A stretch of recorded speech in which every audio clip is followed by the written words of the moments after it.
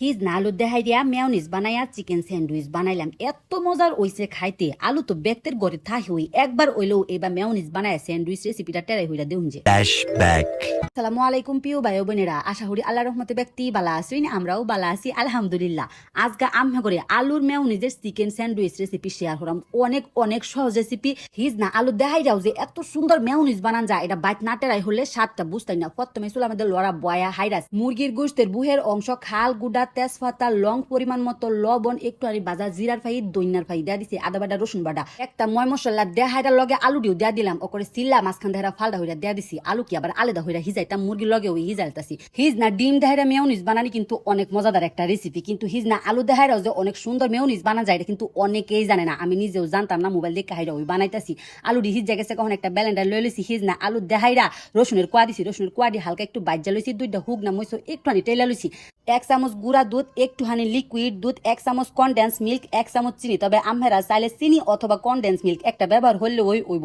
1 চামচ সাদা ভিনেগার দিয়ে দিছি অল্প একটু কাইলা গুলমরিচের ফাহি আর অল্প একটু সয়াবিন তেল বাস একটা উপকরণ একলগে ব্লেন্ডার হয়ে লাইছি দেখছুনি বালা অকরে মেয়নিজ তৈরি হয়ে গেছে গা আঙ্গুল দেহার একটু বড়ায় মুহে দিছি আলহামদুলিল্লাহ এতটা টেস্ট হইছে এখন হুক না মইছেন একটুখানি ফাহি দেহাই আমাদের দেহাই জাস্ট এটা কিন্তু বোঝা যাইতেছে না আলু দেহারা যে বানানি হয়েছে অবশ্যই অবশ্যই এই রেসিপিটা বাচ্চারা হইরা দেখবেন হুদা রুটি দেহারা খাইতেও এই রেসিপিটা অকরে দুর্দান্ত লাগে তবে আজকে কিন্তু চিকেন স্যান্ডউইচটা বানায় মুরগির গোশতের একটা বুহের অংশ লইছি কয়েকটা হুয়া পুইলা লইছি আর গাজর এটা দেহারা স্যান্ডউইচ বানাইলে অকরে দুহানের লসুন ওই লাগে খায়া কেউ কইতেই পারতো না এই স্যান্ডউইচটা যে বাইট বানানি হয়েছে মুরগির গোশতের বুহের পিস্টারে অকরে জোড়া জোড়া বানায় হাইরা গাজর আর হুয়াডি দেয়া দিছি পলুনি দেহাইরা গাজর আর হুয়াডি পইলা হাইরা সিপা রসটা ফালাই লইছি এত হইরা স্যান্ডউইচের মধ্যে পানি পানি থাকতো না আলুর মেয়নিজ দেহাইরা দেয়া দিছে 2 চামচ টক দইটা অবশ্যই অপশনাল আমার টান খাইতে ভালো লাগে এলাকায় দিছি টমেটো সস আসিন না বোতল জাহায়া একটুখানি দেয়া দিছি অনেক একটা উপকরণ একলগে মাহাইলছি এই সালাদটা খাইতে কি যে বালা লাগে আমি হুদা হুদা ওই বই খাইছি একের ভিতর দুই অকরে দুইটা রেসিপি আমি লগে শেয়ার করছি চিকেন স্যান্ডউইচ আর হইছিল হিজ না আলুর মেয়নিজ দুইটা রেসিপি অকরে দুর্দান্ত তবে আমি যদি চাইন